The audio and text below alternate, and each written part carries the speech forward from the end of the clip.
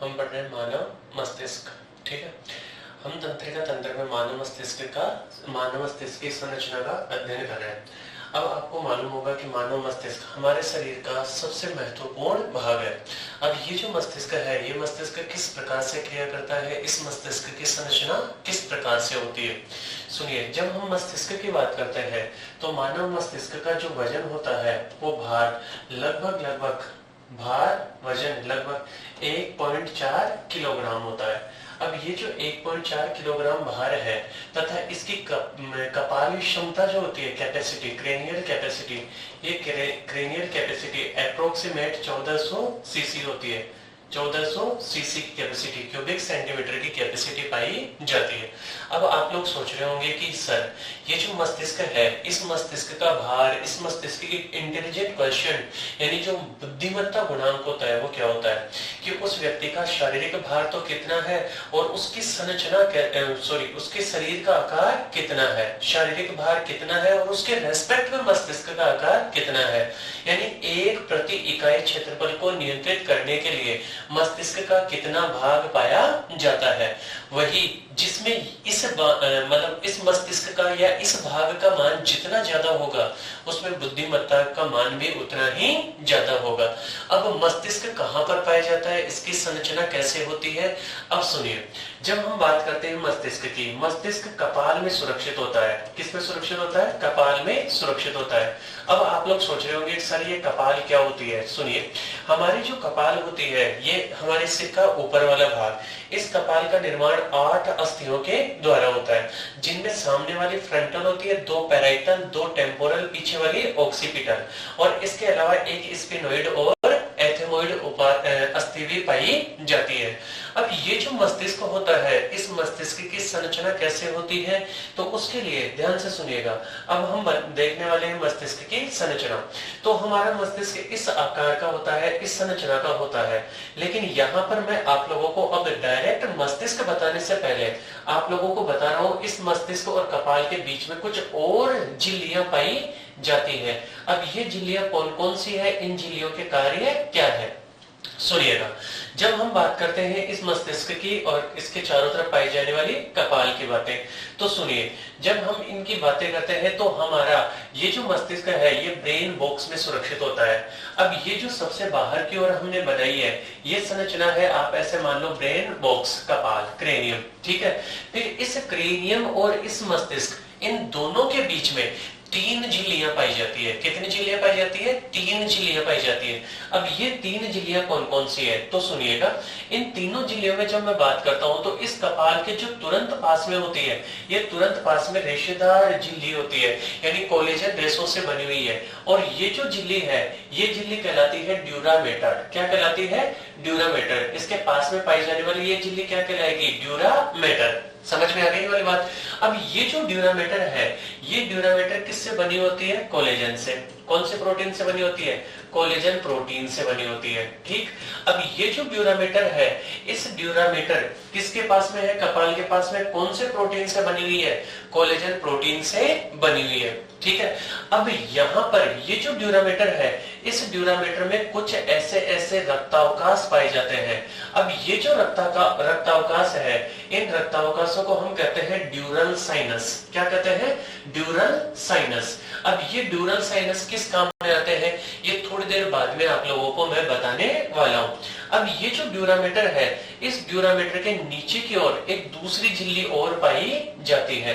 तो अब ये जो ड्यूरामेटर के नीचे की ओर दूसरी झिल्ली पाई जाती है, इस दूसरी झिल्ली का नाम है एरेक्टिनॉइड। क्या नाम है? एरेक्टिनॉइड, ठीक है। अब ये जो एरेक्टिनॉइड है, ये एरेक्टिनॉइड भी प्रोटीन से निर्मित होती है। अब ये ड्यूरामेटर और इस एरेक्टिनॉइड, इन दोनों के बीच में आप यहाँ पर स्पेस देख रहे होंगे। तो इन दोनों के नीचे का ये जो अवकाश है, ये अवकाश किसके नीचे है? ये अवकाश है ड्यूरामेटर के नीचे। अब ये जो ड्यूरामेटर के नीचे का अवकाश है, इसको कहते हैं सब ड्यूरल स्पेस। क्या कहेंगे? सब ड्यूरल स्पेस। सब का मतलब नीचे, किसके नीचे? ड्यूरामेटर के नीचे। तो इस अवकाश को हम क्या कहेंगे? सब ड्यूरल स्पेस। अब इस सब ड्यूरल स्पेस में एक द्रव भरा रहता है और उस द्रव को हम कहते हैं सीरस द्रव। कौन सा द्रव कहेंगे? सीरस द्रव। अब ये जो सीरस द्रव है, ये सीरस द्रव इन दोनों झिल्लियों को नम और चिकना बनाए रखता है। नम एवं चिकना बनाए रखना, ध्यान से सुनना, नम एवं चिकना बनाए रखना किसका काम हो जाएगा? बनाए रखने का ये काम हो जाएगा इन दोनों के बीच में पाए जाने वाले सीरस द्रव का। ठीक है, अब तीसरी जो झिल्ली होती है, वो तीसरी झिल्ली तीसरी जो झिल्ली होती है, वो तीसरी झिल्ली किसके पास में होती है? तीसरी झिल्ली होती है इस ब्रेन के पास में, यानी इसके बिल्कुल पास में। समझ में आ गई वाली बात? अब ये जो तीसरी झिल्ली है, इस तीसरी झिल्ली को हम कहते हैं पाया मेटर। क्या कहते हैं? पाया मेटर। और ये बिल्कुल पतली झिल्ली होती है, और इस झिल्ली के अंदर यहाँ पर मस्तिष्क के आगे थोड़ी देर बाद में मैं बताने वाला हूँ, मस्तिष्क की गुहाओं में इसके अंदर इस प्रकार के रक्त केशिकाओं के जाल पाए जाते हैं। और ये जो रक्त केशिकाओं के जाल होते हैं, इन जालों को हम कहते हैं रक्तक जालक। और ये जो रक्तक जालक है, इन्हीं रक्तक जालकों को हम कहते हैं कोरोइड प्लेक्सस। क्या कहेंगे? कोरोइड प्लेक्सस, रक्तक जालक, कोरोइड प्लेक्सस। याद रह जाएगी वाली बात। अब सुनिए, इसी प्रकार से इन दोनों ऊपर वाली झिल्लियों की तरह आप लोग अगर यदि गौर से देख रहे हैं, तो इस एरेक्टिनोइड और इस पायामेटर के बीच में भी खाली स्थान उपस्थित है। तो अब ये खाली स्थान किसके नीचे है? एरेक्टिनोइड के नीचे। इसी कारण इस स्थान को, इस खाली स्थान को हम क्या कहते हैं? सब एरेक्टिनोइड अवकाश। क्या कहने वाले हैं? सब एरेक्टिनोइड अवकाश। तो यहाँ पर हमारा जो मस्तिष्क होता है, उस मस्तिष्क के चारों तरफ कितनी झिल्लियां उपस्थित होती है? उस मस्तिष्क की सुरक्षा के लिए चारों तरफ 3 झिल्लियां पाई जाती है, जिनमें सबसे बाहर वाली तो कौन हो गई? सबसे बाहर वाली है ड्यूरामेटर। ध्यान से सुनिएगा, सबसे बाहर वाली ड्यूरामेटर, और ड्यूरामेटर के बाद में कौन सी है? एरेक्टिनोइड। एरेक्टिनोइड के बाद में कौन सी है? पायामेटर। अब ये जो तीनों मस्तिष्क के चारों तरफ की झिल्लियां हैं, इन तीनों झिल्लियों को हम कहते हैं मस्तिष्क आवरण। क्या कहते हैं? मस्तिष्क आवरण। मस्तिष्क के चारों तरफ जो तीनों झिल्लियां हैं, इन तीनों झिल्लियों को क्या कहते हैं? मस्तिष्क आवरण। और इन्हीं झिल्लियों को हम अंग्रेजी में कहते हैं मेनिनजेज। क्या कहते हैं? मेनिनजेज। या फिर इन्हीं को कहते हैं मेनिक्स। ध्यान से सुनिएगा, क्या कहते हैं? मेनिक्स। तो ये मस्तिष्क के चारों तरफ मेनिक्स, मेनिनजेज कितने होते हैं? मस्तिष्क आवरण कितने होते हैं? 3। इनका क्रम क्या होता है? सबसे बाहर की ओर ड्यूरामेटर, फिर उसके बाद में एरेक्टिनोइड, और फिर उसके बाद में पायामेटर होती है।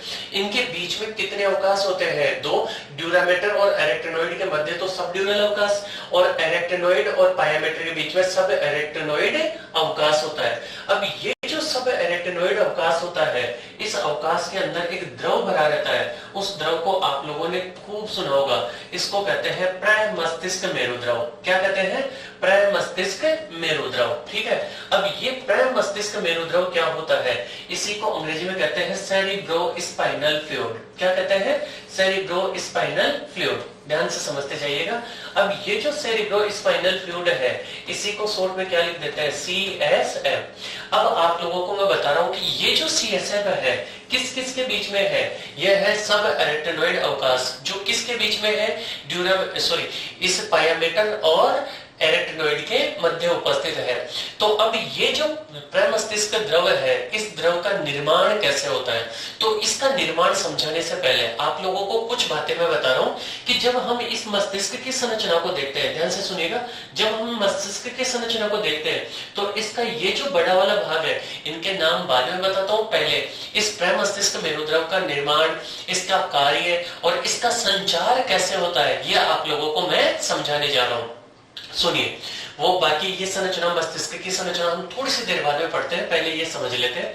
तो अभी तक हमने पढ़ाया कि मानव मस्तिष्क में वजन तो लगभग कितना होता है? 1.4 किलोग्राम। क्रेनियल कैपेसिटी कितनी होती है? 1400 सीसी। और ये क्रेनियल कैपेसिटी किस पर निर्भर करती है? कि उसके शरीर का आकार और मस्तिष्क का भार, इनका अनुपात क्या है।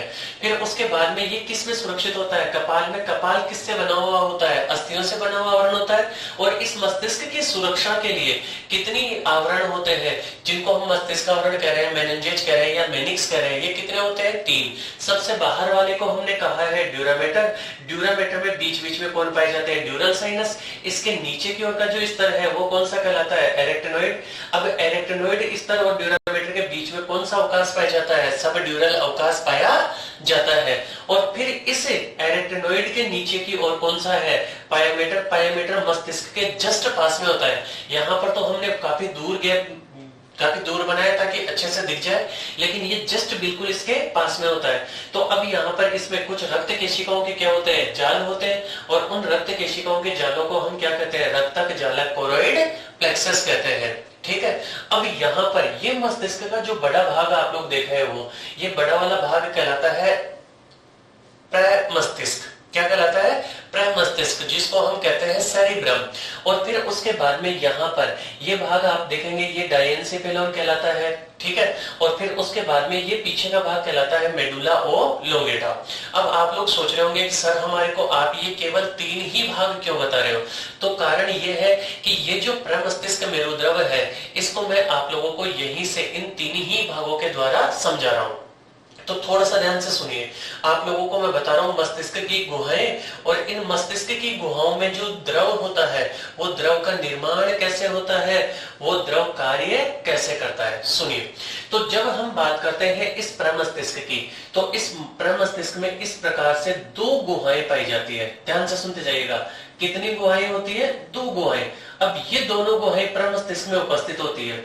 इन गुहाओं को कहते हैं पार्श्व निलय। क्या कहते हैं? पार्श्व निलय। तो आप लोगों को मैं बता दूं, प्रमस्तिष्क के अंदर जो गुहाएं, देखो ये निलय हृदय में भी होते हैं, और मस्तिष्क की गुहाओं को भी हम क्या कहते हैं? निलय। तो यहाँ पर ये कितने निलय है? 2 पार्श्व निलय। ठीक है। अब ये जो पार्श्व निलय है, इन्हीं पार्श्व निलयों को हम कहते हैं पैरासील। क्या कहते हैं? पैरासील। तो यहाँ पर ये कितने निलय हो गए? 2 पार्श्व निलय, जिनको हम क्या कह रहे हैं? पैरासील।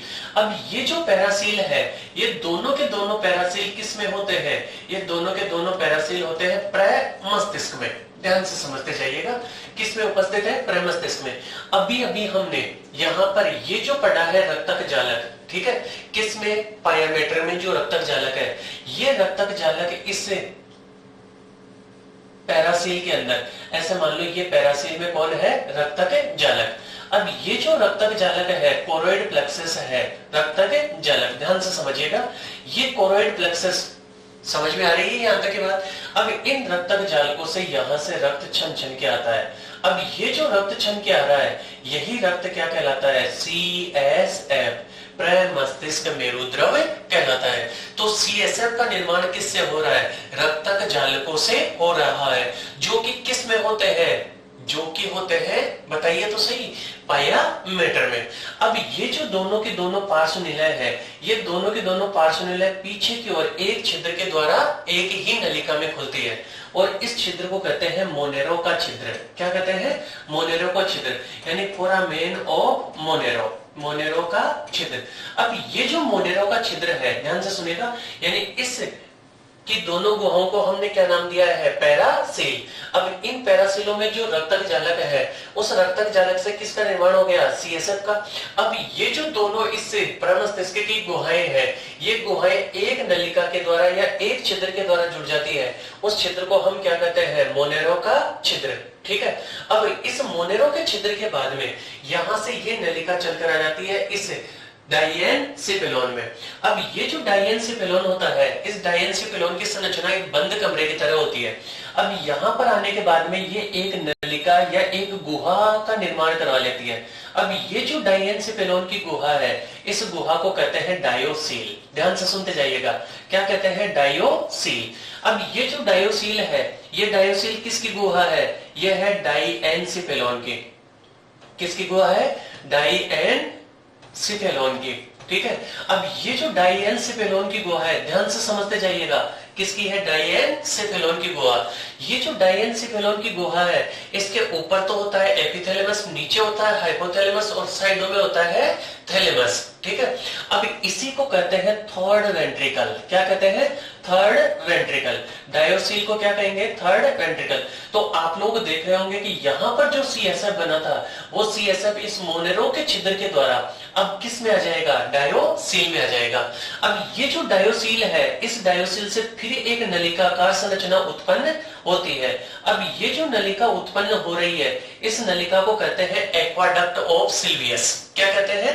एक्वाडक्ट ऑफ सिल्वियस, यानी जल सेतु, aqueduct of Sylvius, aqueduct of Sylvius. ठीक है, अब ये जो एक्वाडक्ट ऑफ सिल्वियस है, ये यहां से निकलकर ये आ जाती है इस मेडुला ओब्लोंगेटा में। अब जैसे ये एक्वाडक्ट ऑफ सिल्वियस यहां से आगे आएगी किसमें? मेडुला ओब्लोंगेटा में। तो ये मस्तिष्क की, देखो दो गुहाएं तो ये हो गई, तीसरी गुहा डायोसिल हो गई। अब मस्तिष्क की कौन सी गुहा आ रही है? चौथी गुहा, इसको कहते हैं चतुर्थ निलय, फोर्थ वेंट्रिकल। अब ये फोर्थ वेंट्रिकल किसकी गुहा है स्टूडेंट? ये है मेडुला ओब्लोंगेटा की। ध्यान से सुनिएगा, अभी हम मस्तिष्क के भाग नहीं पढ़ रहे हैं, अभी हम पढ़ रहे हैं कि इस सीएसएफ का। देखो ध्यान से सुनिएगा, मैं सीएसएफ के आप लोगों को सीधे कार्य भी बता सकता था कि सीएसएफ मस्तिष्क की कोशिकाओं को पोषण देने का, पोषण देने का, खनिज देने का, इसके अलावा उसमें उत्सर्जित पदार्थों को रिमूव करने का काम करवाता है। लेकिन मेरा उद्देश्य ये है कि आप लोग सीख पाए कि ये सीएसएफ बनता कैसे है और हटता कैसे है। कई बार आप लोगों ने एक जनरल बीमारी का नाम सुना होगा, गांव में या अक्सर लोग कहते रहते हैं मस्तिष्क में पानी भर गया।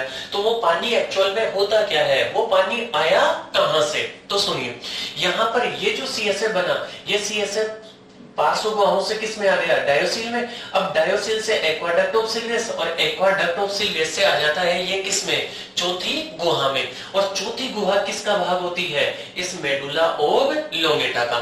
ठीक है, अब मेडुला ओब्लोंगेटा में ये आ गया। अब यहाँ पर 3 छिद्र होते हैं। कितने छिद्र होते हैं? 3, जिनमें 2 छिद्र तो साइडों में होते हैं और 1 छिद्र बीच में होता है। अब यहाँ पर ये जो 3 छिद्र हैं, ये 3 छिद्र कौन कौन से हैं सुनिएगा। इसमें 2 तो साइडों में और 1 बीच में होता है। ये लो मान लो बीच वाला। अब इसमें जो बीच वाला छिद्र है वो तो छिद्र कहलाता है मैगेंडी का। ध्यान से सुनिएगा, किसका छिद्र कहलाएगा? मैगेंडी का।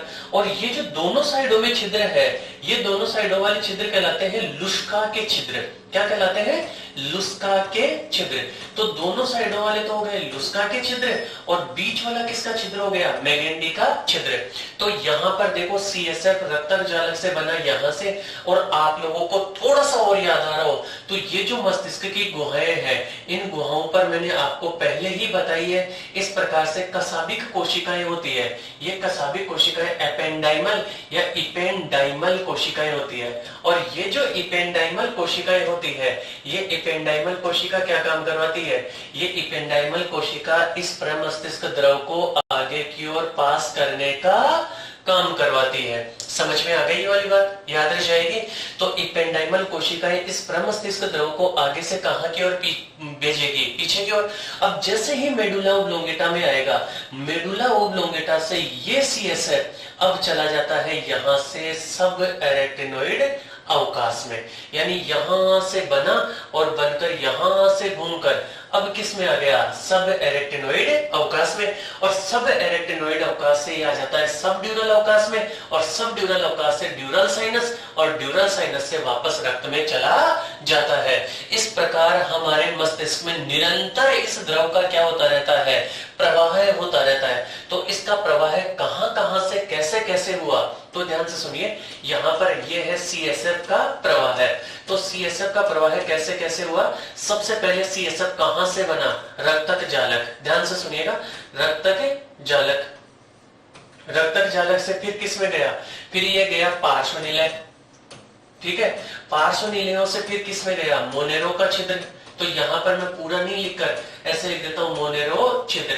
ठीक है, मोनेरो छिद्र से फिर किस में गया? ये फिर जाता है डायोसिल में। ठीक है, डायोसिल। फिर डायोसिल से जाता है जल नलिका, एक्वाडक्ट ऑफ सिल्वियस, जल नलिका। ठीक है, फिर जल नलिका से कहां पर जाएगा? जल नलिका। जल नलिका से फिर जाता है ये मेडुला में, मेडुला ओब्लोंगेटा। यानी मेडुला ओब्लोंगेटा के बजाय ऐसे सीधा लिखते हैं अपन, हम सीधा सा लिख रहे हैं फोर्थ, चतुर्थ निलय। चतुर्थ निलय से फिर किस में जाता है? मैगेंडी और लुस्का के छिद्र, मैगेंडी व लुस्का के छिद्र। और मैगेंडी और लुस्का के छिद्रों से फिर कहां पर जाएगा? लुस्का के छिद्र से फिर जाता है सब एरेक्टिनोइड अवकाश में। यानी किसके बीच में, एरेक्टिनोइड और पायामेटर के बीच में। तो सब एरेक्टिनोइड अवकाश में, सब एरेक्टिनोइड अवकाश। अब सब एरेक्टिनोइड अवकाश में जाने के बाद में, ध्यान से सुनिएगा, इस अवकाश में जाने के बाद में फिर किस में जाएगा, सब ड्यूरल अवकाश, सब ड्यूरल अवकाश। और सब ड्यूरल अवकाश से फिर अब ये चला जाएगा किसमें, ये चला जाएगा ड्यूरल साइनस, ड्यूरल साइनस। और ड्यूरल साइनस में जाने के बाद में इस प्रकार से हम देखते हैं कि जो रक्तक जालक होता है, उस रक्तक जालक से सीएसएफ बनने के पश्चात मस्तिष्क की गुहाओं से बहता हुआ फिर मैगेंडे और लुस्का के छिद्रों से सब एरेक्टिनोइड अवकाश में प्रवेश करता है। अब इस सीएसएफ का मार्ग किस प्रकार से होता है, तो यहाँ पर हम देख रहे हैं कि ये जो सीएसएफ होता है, इस सीएसएफ का निर्माण रक्तक जालक से होता है। तो रक्तक जालक फिर रक्तक जालक से प्रवाहित होता है ये पार्श्व निलय में, यानी पार्श्व निलय के जो रक्तक जालक होते हैं, उन रक्तक जालकों से बनने के पश्चात पार्श्व निलय के रक्तक जालकों से बनने के पश्चात ये पार्श्व निलय में, पार्श्व निलय फिर दोनों पार्श्व निलय किसके द्वारा जुड़ी होती है, मोनेरो के छिद्र के द्वारा। तो मोनेरो के छिद्र, फिर मोनेरो के छिद्र से ये प्रवेश कर जाता है थर्ड निलय में, थर्ड वेंट्रिकल में, तीसरे निलय में प्रवेश कर जाता है। फिर ये जो तीसरा निलय है, इसे तीसरे निलय को हमने नाम दिया है डायोसील, ठीक है। अब ये जो डायोसील है, इस डायोसील से ये चला जाता है जल नलिका में, किस में जाएगा, जल नलिका, जिसको हमने अंग्रेजी में कहा है एक्वाडक्ट ऑफ सिल्वियस। अब एक्वाडक्ट ऑफ सिल्वियस से ये चला जाएगा किसमें, चतुर्थ निलय। और चतुर्थ निलय या फोर्थ वेंट्रिकल ये किस में उपस्थित होती है, चतुर्थ निलय उपस्थित होती है मेडुला ओब्लोंगेटा में। अब इस मेडुला ओब्लोंगेटा में यहाँ पर आप लोगों को बताए थे कि 3 छिद्र होते हैं, जिनमें होते हैं 2 तो लुस्का के छिद्र, लुस्का, और एक होता है मैगेंडी का छिद्र। तो लुस्का और ये जो मैगेंडी के छिद्र है, मैगेंडी के छिद्र, इन छिद्रों से ये जो सीएसएफ होता है, ये सीएसएफ प्रवेश कर जाता है सब एरेक्टिनोइड अवकाश में। किस में प्रवेश करेगा, सब एरेक्टिनोइड अवकाश में। अब सब एरेक्टिनोइड में अवकाश में प्रवेश करने के बाद में ये सीएसएफ अब यहाँ से चला जाएगा किसमें, सब एरेक्टिनोइड अवकाश से अब जाएगा सब ड्यूरल अवकाश में। अब सब ड्यूरल अवकाश में जाने के बाद में ये सीएसएफ प्रवेश करेगा सब ड्यूरल अवकाश से। आप लोगों को मालूम हो तो मैंने अभी थोड़ी देर पहले ड्यूरामीटर में कहा है कि ये जो ड्यूरामीटर होती है, उस ड्यूरामीटर में कुछ रक्त अवकाश होते हैं और उन रक्त अवकाशों को कहते हैं ड्यूरल साइनस, ठीक है। और ड्यूरल साइनस से अब ये प्रवेश कर जाएगा रक्त में। तो आप लोग इस प्रकार से देख रहे होंगे कि जो रक्तक जालक होते हैं, उन रक्तक जालकों से बनने वाला द्रव मस्तिष्क की गुहाओं में इपेंडाइमल कोशिकाओं के द्वारा प्रवाहित होता रहता है। अब इसका प्रवाह कहां से कहां की ओर होता है, आगे से पीछे की ओर, और प्रवाहित होकर ये इस मार्ग के द्वारा किस में आ जाता है, सब एरेक्टिनोइड अवकाश, और सब एरेक्टिनोइड अवकाश से वापस ड्यूरल साइनस से किस में प्रवेश कर जाता है, रक्त में प्रवेश कर जाता है, ठीक है। अब ये रक्त में प्रवेश कर गया, अब इसका सर्कुलेशन लगातार चल रहा होता है। मान लो यदि किसी कारण से इसका मार्ग अवरुद्ध हो जाए, ध्यान सुनना, मार्ग अवरुद्ध हो जाए, तो मार्ग अवरुद्ध होने पर अब बताओ क्या होगा, कहीं से भी मार्ग अवरुद्ध हो गया तो वहां पर उसके बाद में इस सीएसएफ का प्रवाह क्या हो जाएगा, बंद हो जाएगा। और सीएसएफ का प्रवाह बंद हो गया तो मस्तिष्क में जल की मात्रा अधिक हो जाएगी। अब मस्तिष्क में जल अधिक हो गया या सीएसएफ अधिक हो गया, तो ध्यान से सुनिएगा, सीएसएफ अधिक, इसी अवस्था को या इसी रोग को हाइड्रोसिफेलस कहते हैं। क्या कहते हैं, हाइड्रोसिफेलस। और इसी को सामान्य भाषा में कहते हैं मस्तिष्क में पानी भरना। समझ में आ गई वाली बात। तो हाइड्रोसिफेलस किसको कहते हैं कि मस्तिष्क के अंदर सीएसएफ का अधिक मात्रा में जमाव होना ही क्या कहलाता है, हाइड्रोसिफेलस।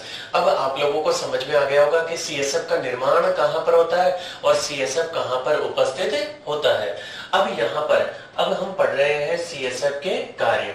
तो जब सीएसएफ के कार्यों की बात करते हैं तो ये निरंतर क्या करता रहता है, प्रवाहित होता रहता है। तो ये ब्रेन की जो सेल्स होती है, ध्यान से सुनते जाइए, ब्रेन की सेल्स, इन ब्रेन की सेल्स को पोषक पदार्थ प्रदान करता है। क्यों? क्योंकि ये CSF रक्त के छन्ने से बना है और किसी भी कोशिका को, ऊतक को ऑक्सीजन और रक्त, ये पोषक पदार्थ, ऑक्सीजन और पोषक पदार्थ उपलब्ध करवाने का काम किसका होता है? रक्त का होता है। तो CSF का पहला कार्य क्या हो गया? ब्रेन की कोशिकाओं को ऑक्सीजन और पोषक पदार्थ उपलब्ध करवाना। दूसरा, ये जो ब्रेन की सेल्स होगी, इन ब्रेन की सेल्स में उपापचयी अपशिष्ट बनेंगे, चाहे वो CO2 हो, चाहे अन्य कोई भी नाइट्रोजन अपशिष्ट हो। तो ये दूसरा काम करवाता है, ये उपापचय अपशिष्टों को हटाने का।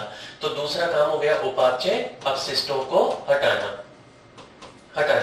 अब ये जो उपापचय अपशिष्टों को हटा दिया, फिर उसके बाद में तीसरा काम आप लोगों को मैं बता दूं कि ये ब्रेन के चारों ओर एक कुशन यानी एक गद्देदार संरचना का निर्माण करता है, जिससे बाहरी आघातों से क्या हो जाती है? सुरक्षा हो जाती है। बाहरी आघातों से सुरक्षा।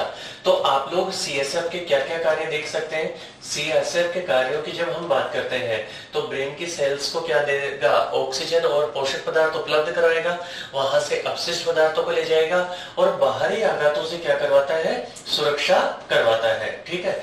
अब देखो विद्यार्थियों, यहाँ पर ये जो सारी की सारी प्रोसेस हो रही है, इस प्रोसेस के बाद में भी आप लोगों ने एक बीमारी का नाम सुना होगा जिसको हम कहते हैं मेनिनजाइटिस।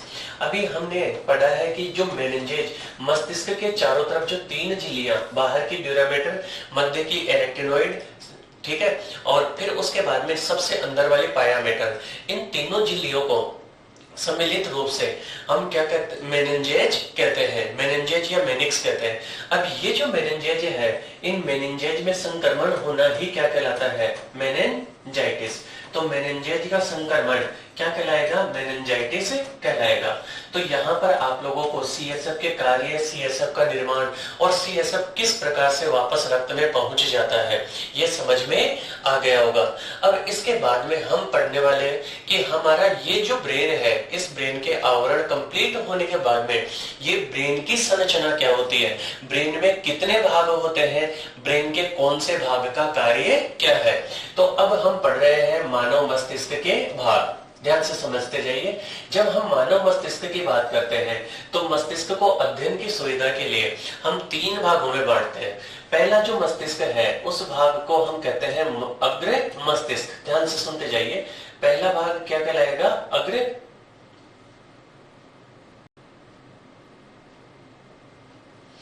अग्र मस्तिष्क। ठीक है। अग्र मस्तिष्क को प्रोजेन्सिफेलोन कहते हैं। क्या कहेंगे? प्रोजेन्सिफेलोन, या इसी को कहते हैं फोर ब्रेन। ठीक है। तो मस्तिष्क के कितने भाग होने वाले हैं या कितने भाग होते हैं? 3 भाग। पहला अग्र मस्तिष्क। दूसरा जो भाग है वो दूसरा भाग कहलाता है मध्य मस्तिष्क। मध्य मस्तिष्क को कहते हैं मिड ब्रेन। ठीक। फिर मध्य मस्तिष्क के बाद में तीसरा जो भाग होता है वो तीसरा भाग कहलाता है पश्य मस्तिष्क। तो मानव मस्तिष्क के कितने भाग हो गए? 3 भाग हो गए। अग्र मस्तिष्क, मध्य मस्तिष्क और पश्चिम मस्तिष्क। और पश्चिम मस्तिष्क को अंग्रेजी में कहते हैं हाइंड ब्रेन। ठीक है। तो मस्तिष्क के कितने भाग? 3 भाग। अब ये तीनों भागों के कार्य क्या क्या होते हैं, ये अब हम पढ़ने वाले। तो पहले हम बात करते हैं अग्र मस्तिष्क की।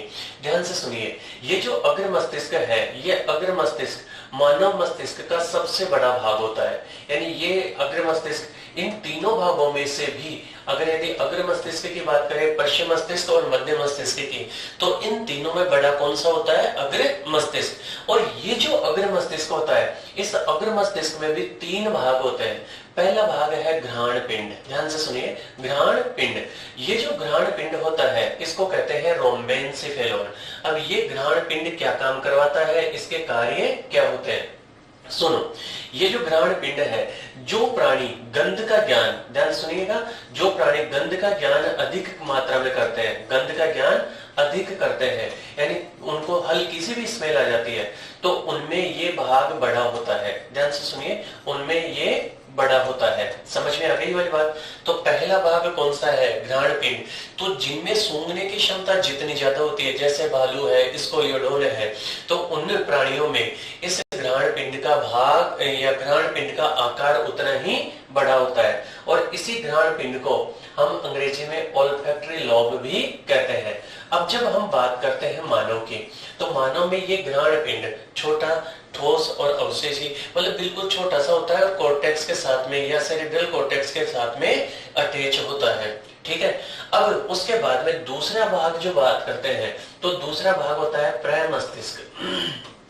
ध्यान सुनिएगा, दूसरा भाग कौन सा है? प्रमस्तिष्क। ये जो प्रमस्तिष्क होता है, इस प्रमस्तिष्क को हम सेरिब्रम कहते हैं। अब ये जो सेरिब्रम है, ये सेरिब्रम अगर यदि इन सभी भागों की बात करें तो ये सेरिब्रम मस्तिष्क का लगभग 80% भाग बनाता है। लगभग कितना प्रतिशत भाग? 80% भाग बनाता है। यानी इस अग्र मस्तिष्क में भी सबसे बड़ा कौन सा होता है? प्रमस्तिष्क। ठीक है, अब ये जो प्रमस्तिष्क होता है, इस प्रमस्तिष्क में बाहर की ओर, ध्यान से सुनिए, बाहर की ओर धूसर द्रव होता है। बाहर की ओर धूसर द्रव, और इस धूसर द्रव को कहते हैं ग्रे मैटर। ध्यान से सुनिए, कौन सा वाला द्रव उपस्थित होता है? धूसर द्रव उपस्थित। ठीक, बाहर की ओर दूसरा द्रव उपस्थित। फिर इसके अलावा इस क्षेत्र में, ध्यान से सुनिए, इसके अंदर इस प्रकार से वलन पाए जाते हैं। अभी थोड़ी देर में चित्र के द्वारा समझाने वाला हूं, ये वलन पाए जाते हैं। अब ये जो वलनों में ये नीचे की ओर जो खांच बनी है, इस खांच को तो कहते हैं सल्काई। क्या कहते हैं? सल्काई। और ये जो ऊपर की ओर उभार बना है, फोल्ड बना है, इस फोल्ड को कहते हैं गायरी। सल्काई और गायरी। अब ये जो गायरी और सल्काई यानी खांच और उभार जो बने हैं, इस खांच और उभार के कारण आप देख सकते हैं कि मस्तिष्क का जो आकार या इसकी सतह का क्षेत्रफल अधिक हो जाएगा। तो इन दोनों के कारण सतही क्षेत्र अधिक, और सतही क्षेत्र जितना ज्यादा होगा, सतही क्षेत्र अधिक, उतना ही दिमागी क्षमता भी अधिक होगी। तो मस्तिष्क की या इस सेरिब्रम की क्षमता किस पर निर्भर करती है कि उसमें गहराई और सल्काई कितने पाए जाते हैं। तो यहाँ पर आप लोग देखेंगे कि ये जो प्रमस्तिष्क होता है, इस प्रमस्तिष्क में कई उभार पाए जाते हैं, उभारों को कहते हैं गहराई, और कई खांचे पाई जाती है जिनको कहते हैं सल्काई। और इन गहराई और सल्काई के कारण सतह का क्षेत्रफल अधिक हो जाएगा, और जिसमें इस सतह का क्षेत्रफल जितना ज्यादा होगा प्रमस्तिष्क का, उसके दिमाग की क्षमता उतनी ही ज्यादा होगी। अब ये जो प्रमस्तिष्क है, ये प्रमस्तिष्क के अंदर की और कुछ विशेषताएं पढ़ते हैं। इस प्रमस्तिष्क में दो हेमिस्फीयर होते हैं, दो गोलार्ध उपस्थित होते हैं। अब दो गोलार्ध कौन कौन से? एक तो होता है दायां गोलार्ध और एक होता है बायां गोलार्ध, यानी एक तो राइट साइड का और एक होता है लेफ्ट साइड का। तो दो गोलार्ध उपस्थित। ये दोनों गोलार्ध, ध्यान सुनिएगा, दोनों गोलार्ध एक कोलेजन प्रोटीन से बनी हुई तंतु समान संरचना होती है, जिसका नाम है कार्पस कैलोसम, जो कार्पस कैलोसम के द्वारा जुड़े होते हैं। अब ध्यान से सुनिएगा, कार्पस कैलोसम से जुड़े, ये जो कार्पस कैलोसम है, यही कार्पस कैलोसम, ये कार्पस कैलोसम किसका गुण होता है? ये स्तनियों का गुण होता है। ध्यान से सुनिए, किसका गुण होता है? स्तनियों का गुण होता है। यानी स्तनियों के अलावा और प्राणियों में कार्पस कैलोसम नहीं पाया जाता। याद रह जाएगी ये वाली बात। फिर उसके बाद में ये जो दोनों गोलार्ध है, इन दोनों गोलार्धों का बाहर का भाग जो दूसरा द्रव से बना है, उस भाग को कहते हैं प्रमस्तिष्क वलकुट। क्या कहते हैं? प्रमस्तिष्क वलकुट, यानी सेरिब्रल कॉर्टेक्स। अब ये जो सेरिब्रल कॉर्टेक्स, प्रमस्तिष्क कॉर्टेक्स है, इस प्रमस्तिष्क कॉर्टेक्स में विभिन्न क्रियाओं के लिए केंद्र पाए जाते हैं। अब इनमें कौन कौन सी क्रियाओं के लिए कौन कौन से केंद्र पाए जाते हैं? ध्यान से सुनिएगा, हर एक क्रिया के लिए अलग अलग केंद्र पाए जाते हैं। अब ये केंद्र कौन कौन से होते हैं वो समझिएगा। इसके अंदर 3 प्रकार के मुख्य केंद्र होते हैं सेरिब्रल कॉर्टेक्स में। कितने प्रकार के? 3 प्रकार के। पहला जो केंद्र है, वो पहला केंद्र कहलाता है संवेदी केंद्र। ध्यान से सुनिए, कौन सा केंद्र कहलाएगा? संवेदी केंद्र। अब ये जो संवेदी या सेंसरी केंद्र है, ये क्या काम करवाता है? जो भी हमारे शरीर के अंग है, उन अंगों से क्या लेगा? सूचनाओं को ग्रहण करता है। अंगों से सूचना ग्रहण, अंगों से सूचनाओं को ग्रहण करता है। यानी जैसे मान लो थोड़ी सी देर के लिए ये मेरा हाथ है, इस हाथ में कहीं पर मैंने पिन चुभाई, तो उस सूचना को कौन सा क्षेत्र ग्रहण करेगा? संवेदी केंद्र ग्रहण करेगा। फिर उसके बाद में दूसरा होता है प्रेरक केंद्र। कौन सा केंद्र होता है? प्रेरक केंद्र।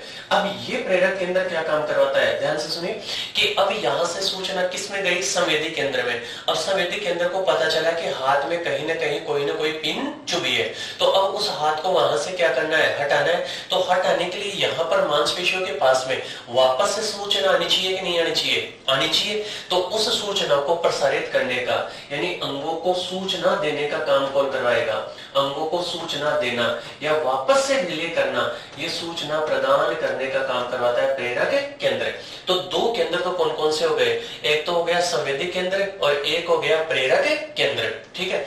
अब तीसरे केंद्र की जब हम बात करते हैं तो तीसरा केंद्र होता है सहभागी केंद्र। तीसरा कौन सा होता है, सहभागी केंद्र, ठीक है, जिसको हम कहते हैं एसोसिएशन क्षेत्र।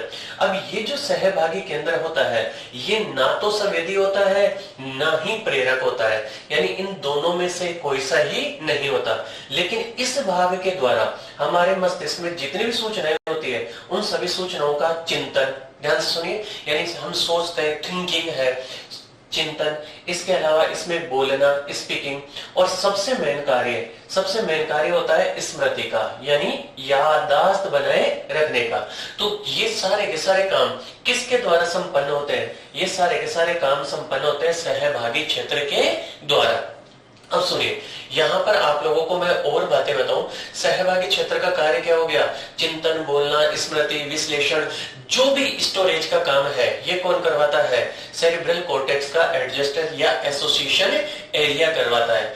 अब देखो, अगर यदि हमारे से कई बार ये पूछ लिया जाता है कि क्या हो यदि प्रमस्तिष्क नष्ट हो जाए, अगर यदि प्रमस्तिष्क नष्ट हो जाए तो प्रमस्तिष्क की क्षति होने पर, प्रमस्तिष्क के क्षत होने पर या इसके नष्ट होने पर स्मृति, मेमोरी कम हो जाती है, स्मृति कम हो जाती है या स्मृति कम क्या चली ही जाती है, ठीक है। तो प्रमस्तिष्क के नष्ट होने पर स्मृति विलुप्त हो जाती है, स्मृति विलुप्त। तो आप लोगों से कई बार कंपटीशन एग्जाम में ऐसा प्रश्न पूछा जाता है कि एक व्यक्ति की एक्सीडेंट में प्रमस्तिष्क भाग क्षतिग्रस्त हो गया तो उसमें कौन सी क्रियाविधि प्रभावित होगी, उसकी स्मृति प्रभावित हो जाएगी। तो जब हम किसी भी व्यक्ति के मस्तिष्क को देखते हैं तो उस मस्तिष्क का सबसे बड़ा भाग कौन होता है, प्रमस्तिष्क। और उस प्रमस्तिष्क की संरचना में क्या क्या होता है वो समझ में आ गया होगा आप लोगों को, ठीक है। अब इसके अलावा एक एक्सपेरिमेंट हुई थी जिसको हम कहते हैं समजातता का सिद्धांत, ठीक है। वो समजातता का सिद्धांत क्या कहता है कि जैसे जैसे जितना ज्यादा लो होमोजेनिसिटी, कि जितना ज्यादा हम मस्तिष्क को हटाते जाएंगे, प्रमस्तिष्क को हटाते जाएंगे, उसी अनुपात में उस व्यक्ति की मेमोरी या याददाश्त कम होती जाती है। अब ये जो मस्तिष्क होता है प्रमस्तिष्क, इस प्रमस्तिष्क में अलग अलग क्रियाओं के लिए अलग अलग प्रकार के केंद्र पाए जाते हैं, यानी सुनने के लिए अलग केंद्र होता है, विश्लेषण के लिए अलग होता है, बोलने के लिए अलग होता है, वोकैबुलरी के लिए अलग केंद्र होता है। अब सुनिए, फिर इस अग्र मस्तिष्क का जो तीसरा भाग है वो तीसरा भाग और अंतिम भाग ये कहलाता है डाइएनसेफेलोन। अब ये डाइएनसेफेलोन भाग कौन सा होता है ये समझिए। ये जो डाइएनसेफेलोन भाग है ये डाइएनसेफेलोन छोटा भाग होता है, इसकी तुलना में काफी छोटा भाग होता है।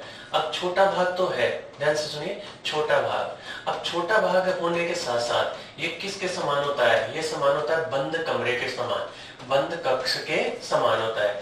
जिस प्रकार से आप एक कमरे को देखेंगे उसमें छत होती है, उसमें दीवारें होती है और उसमें फर्श होता है, तो ये भी बंद कक्ष के समान होता है। यहाँ पर एक रिप्रेजेंटेशन हम बनाए तो इसके अंदर ये जो छत वाला भाग है, अभी हम मस्तिष्क के चित्र में पढ़ेंगे सभी को, ये छत वाला भाग है ये कहलाता है एपिथैलेमस। ध्यान से सुनिए, अब ये जो एपिथैलेमस है इसी एपिथैलेमस से इस प्रकार से एक ग्रंथि जुड़ी होती है और ये जो जुड़ी हुई ग्रंथि है इस ग्रंथि को हम कहते हैं पीनियल ग्रंथि। और ये पीनियल ग्रंथि हमारे शरीर के अंदर बीएमआर को या फिर उपापचय रेट को और सबसे मेन मेलेटोनिन हार्मोन का स्राव करवाती है, जिसकी स्राव होने की दर तापमान पर या दिन की क्रियाविधि पर निर्भर करती है। इस कारण इसको बायोलॉजिकल क्लॉक भी कहते हैं। क्या कहते हैं, बायोलॉजिकल क्लॉक। तो बायोलॉजिकल क्लॉक कौन होती है, पीनियल ग्लैंड होती है। फिर उसके बाद में यहाँ पर इसका ये जो दूसरा दीवार वाला पार्ट है, यही दीवार वाला पार्ट कहलाता है थैलेमस। क्या कहलाएगा, थैलेमस।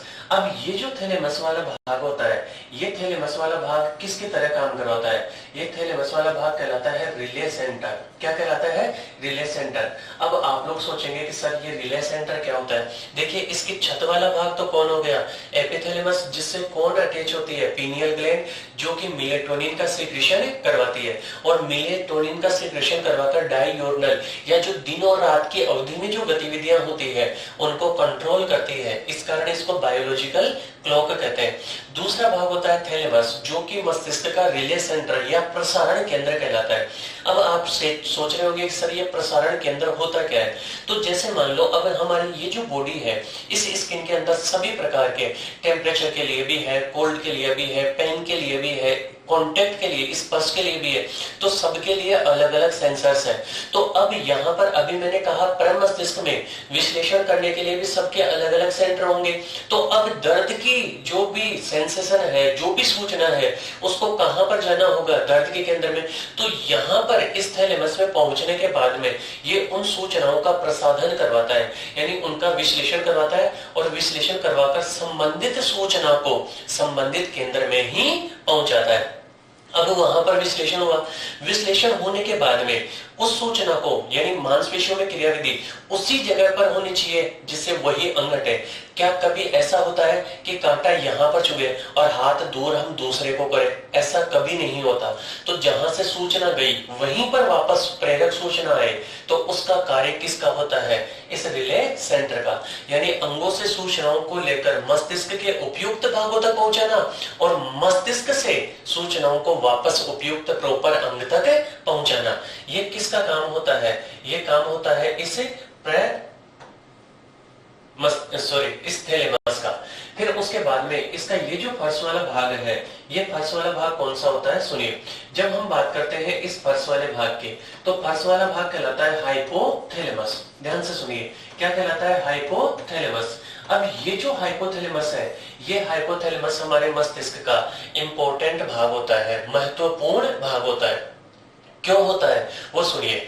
इस हाइपोथैलेमस से जस्ट पास में यहीं पर जुड़ी होती है इस प्रकार मटर के दाने के समान एक ग्रंथि, और ये जो मटर के दाने के समान ग्रंथि होती है, इस ग्रंथि को हम कहते हैं पीयूष ग्रंथि, जो कि हमारे शरीर की सभी अंतःस्रावी क्रियाओं का नियंत्रण करवाती है।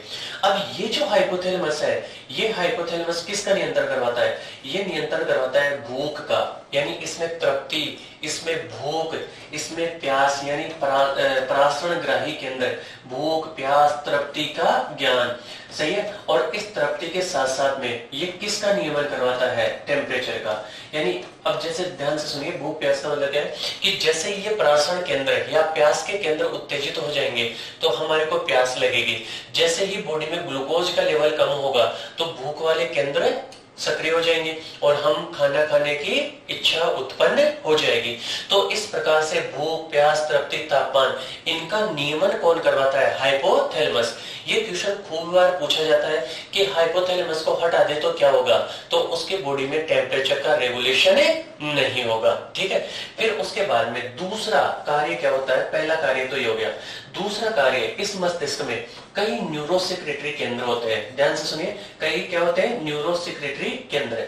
अब ये जो न्यूरोसेक्रेटरी या तंत्रिका स्रावी जो केंद्र है, इन तंत्रिका स्रावी केंद्रों से क्या होता है? Neurosecretory centre. इन न्यूरोसेक्रेटरी सेंटर से निकलते हैं हार्मोन। क्या निकलते हैं? हार्मोन। अब ये हार्मोन हमारे शरीर की विभिन्न क्रियाओं का नियमन करवाते हैं। जैसे कुछ हार्मोन तो इस पीयूष ग्रंथि की अग्रपालिका नियंत्रण करवाते हैं, जिनको मोचक और संदमक हार्मोन कहते हैं। और कुछ हार्मोन जैसे ऑक्सीटोसिन और एडीएच, एंटी डाययूरेटिक हार्मोन या वेसोप्रेसिन, ये पश्चपाली में संग्रहित होकर इस पश्चपाली की क्रियाओं का या हमारे शरीर की क्रियाओं का नियंत्रण करवाते हैं।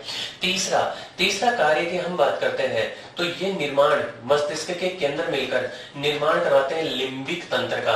किसका निर्माण करवाते हैं? लिम्बिक तंत्र का। यानी कुछ सेरिब्रल और कुछ हाइपोथैलेमिक सेंटर ये मिलकर किसका निर्माण करवाते हैं? लिम्बिक तंत्र का। अब ये लिम्बिक तंत्र क्या काम करवाता है? सुनिए, ये जो लिम्बिक तंत्र है, एक तरीके से हम इसको कह सकते हैं इमोशनल ब्रेन, भावनात्मक मस्तिष्क। कौन सा मस्तिष्क कहेंगे? भावनात्मक मस्तिष्क। अब ये भावनात्मक मस्तिष्क सुख दुख ये अच्छी बुरी ये जो भी संवेदनाएं होती हैं, जो भी इंपल्स होते हैं, ये जो भी कंडीशन होती है, मनोदशा जो भी होती है, उस मनोदशा को कंट्रोल करने का काम किसका होता है? लिम्बिक तंत्र का। तो इस प्रकार से आप लोग देख रहे होंगे डायंसिफेलोन में कौन कौन से भाग हो गए? एपिथैलेमस हो गया, थैलेमस हो गया।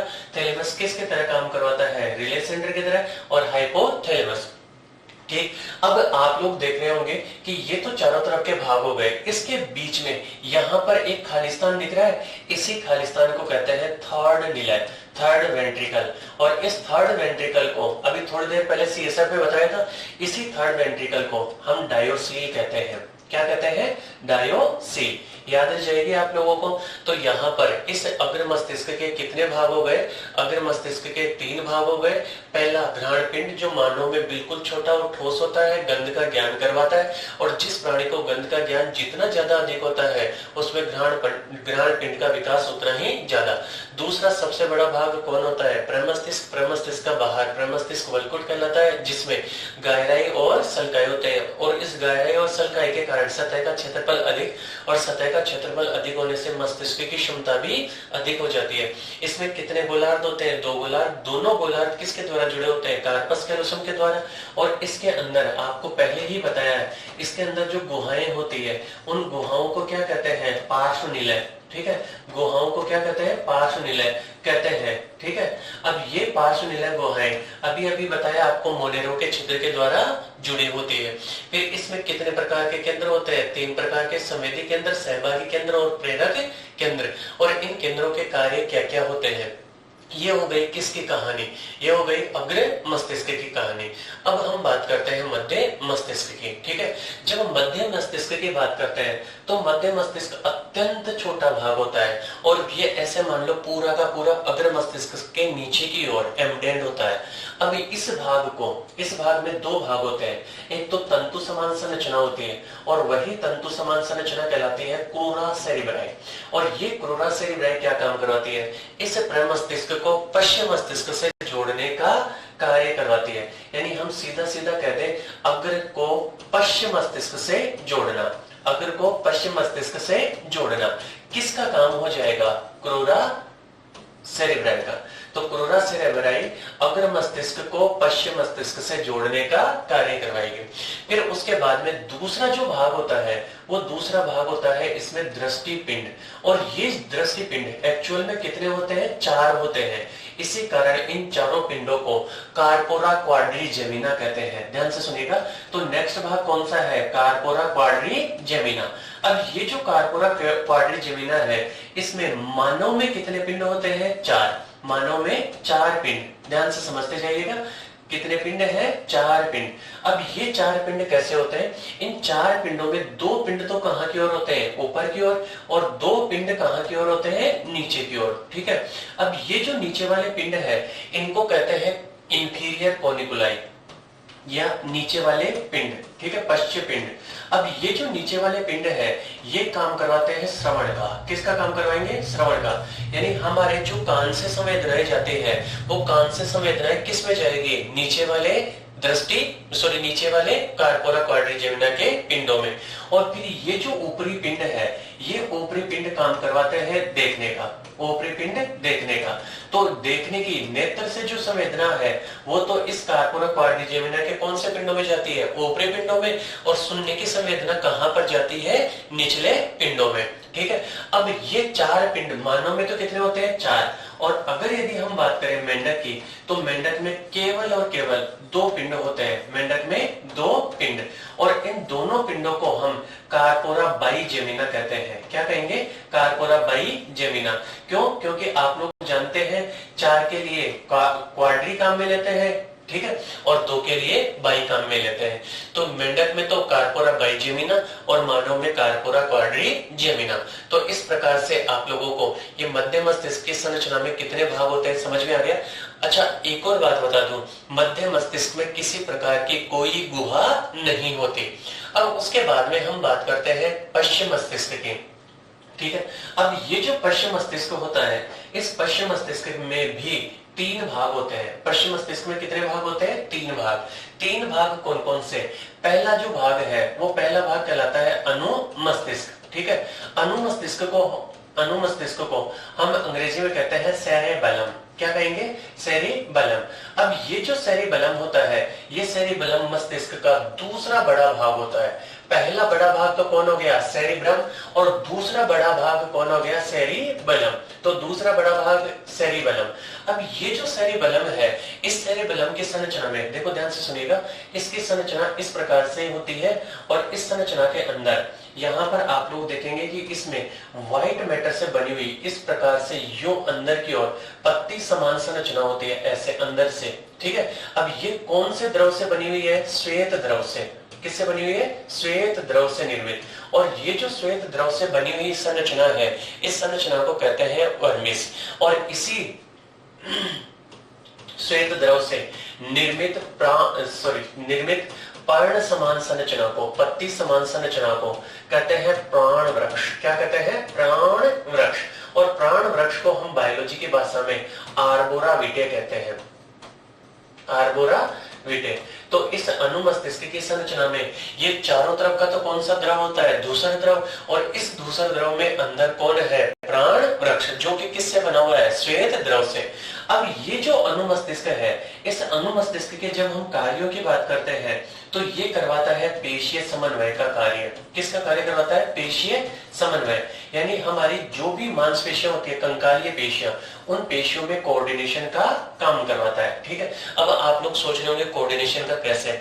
जैसे मान लो आपने किसी रस्सी पर चलते हुए व्यक्ति को देखा होगा, तो वो यूं ही कर इस प्रकार से अपने आप को एक रस्सी पर बैलेंस करता है। तो वो कोऑर्डिनेट करने का काम किसका होता है? इस सेरिबेलम का। जो ड्रिंकर्स होते हैं, यानी जो अल्कोहल पीने वाले हैं, उन व्यक्तियों के अंदर यही सेरिबेलर पार्ट क्या होता है? इफेक्ट करता है। और इसी कारण वो मांसपेशियों में, मसल्स में कोऑर्डिनेट नहीं कर पाता, और इस कारण वो लहराता हुआ चलता रहता है, ठीक। फिर उसके बाद में दूसरे भाग की जब हम बात करते हैं, तो दूसरा भाग होता है पोन्स। दूसरा भाग कौन होता है? पोन्स। ये जो भाग जहां पर ब्रेन से अटैच होता है, इसी भाग के पास में होता है पोन्स। ये पोन्स भाग जो होता है, इस पोन्स भाग में होता है न्यूमोटैक्सिक केंद्र। आप लोगों को केवल काम की बातें बता रहा हूं। न्यूमोटैक्सिक केंद्र। अब ये जो न्यूमोटैक्सिक केंद्र है, ये न्यूमोटैक्सिक केंद्र आप लोगों को मैं श्वसन में बता चुका हूं। ये बाह्य श्वसन को बाह्य श्वसन यानी व्यायाम के समय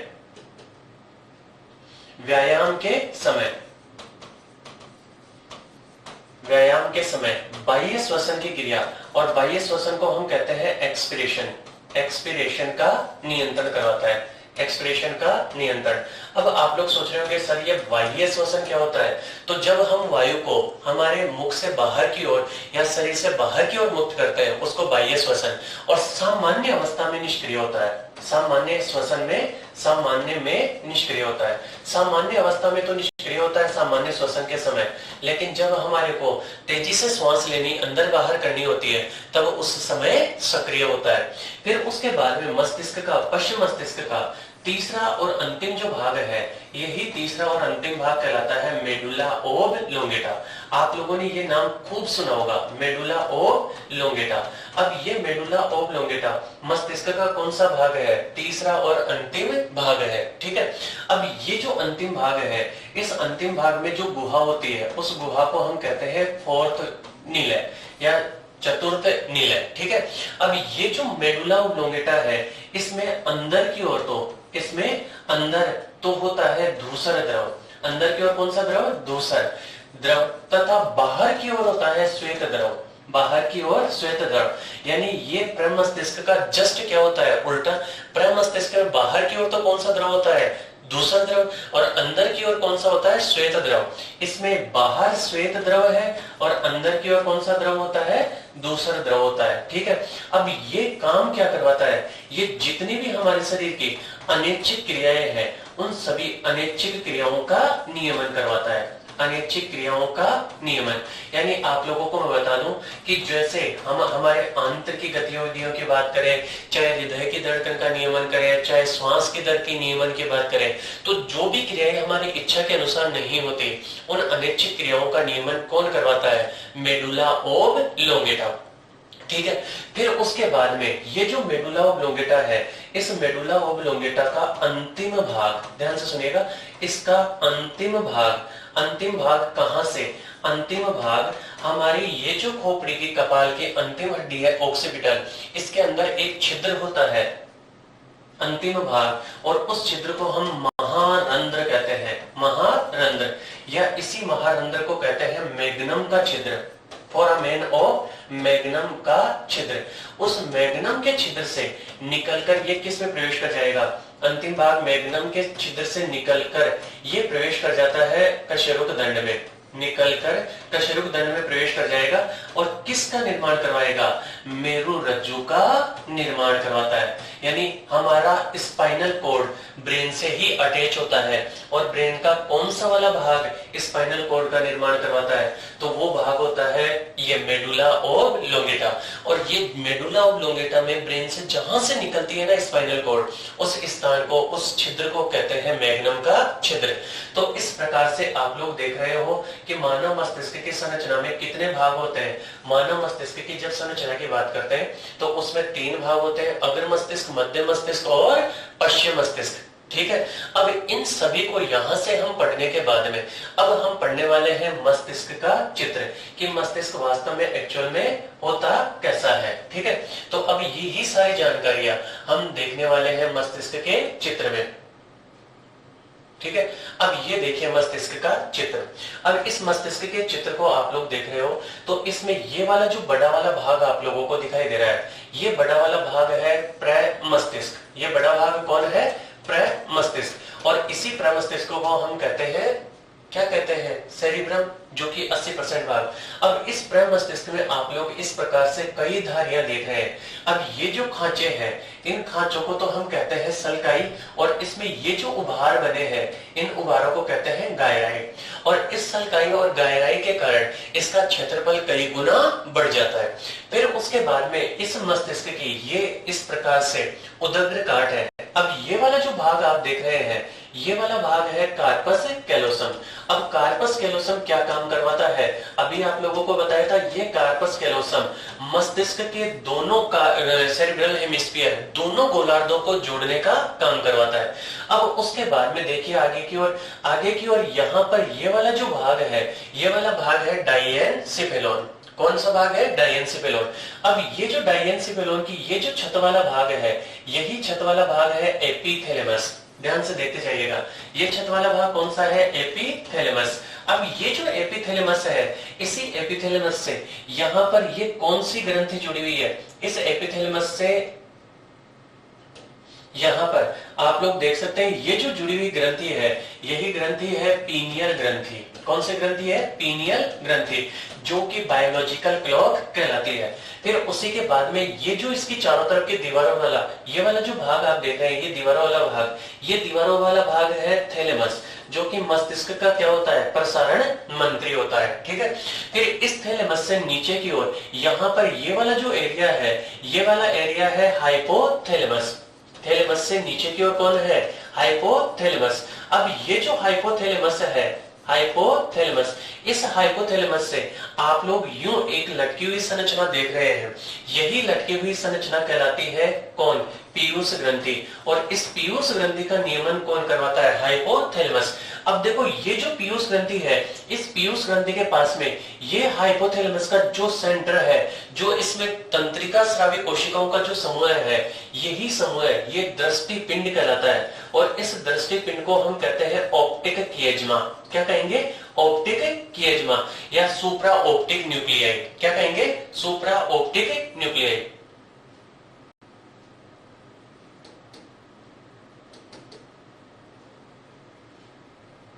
सुप्रा ऑप्टिक न्यूक्लियाई। ठीक है, सुप्रा ऑप्टिक न्यूक्लियाई कह दिया हमने ये। अब सुनिए, फिर उसके बाद में यहां से आप लोग देखेंगे ये जो भाग है, ये मध्य मस्तिष्क का भाग है, जिसमें अभी हमने पढ़े हैं 4 पिंड। और उस 4 पिंडों में से ये वाला जो भाग है, ये वाला भाग है कार्पोरा क्वाड्रिजेमिना।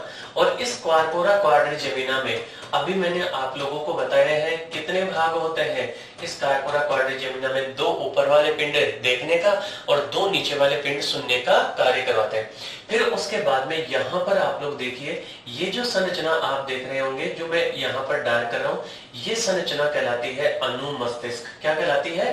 अनुमस्तिष्क। अब ये जो अनुमस्तिष्क है, इसी अनुमस्तिष्क में आप लोग देखेंगे यहाँ पर अंदर से ये पत्तियों की शाखाओं की तरह कौन फैला हुआ है? श्वेत द्रव फैला हुआ है। और यही श्वेत द्रव किसका निर्माण या क्या कहलाता है? प्राण वृक्ष, जिसको हम कहते हैं आर्बोरा विटे। और इसी अनुमस्तिष्क के आधारी भाग पर नीचे की ओर आप देखेंगे ये जो बड़ा वाला भाग है, यही बड़ा भाग कहलाता है पोन्स। और इसी पोन्स भाग में कौन होते हैं? श्वसनानुचलन केंद्र, जो कि श्वसन की क्रिया का नियमन करवाते हैं। फिर उसके बाद में सबसे अंतिम भाग, ये जो भाग आप देख रहे हैं, यही भाग है मेडुला ओब्लोंगेटा। और ये जो मेडुला ओब्लोंगेटा है, यही मेडुला ओब्लोंगेटा हमारे शरीर की जितनी भी अनैच्छिक क्रियाएं हैं, उन सभी अनैच्छिक क्रियाओं का नियंत्रण करता है। अब इस मेडुला ओब्लोंगेटा का यहाँ से जुड़ा हुआ जो भाग है, ये भाग यहाँ से मैग्नम के छिद्र से बाहर निकलने के बाद में ये निर्माण करवाता है स्पाइनल कॉर्ड का। तो आप यहाँ पर मस्तिष्क के विभिन्न भागों को देख सकते हैं। अब मस्तिष्क की संरचना पढ़ने के बाद में अब हम पढ़ेंगे मेरुरज्जु की संरचना और मेरुरज्जु के कार्य क्या क्या होते हैं।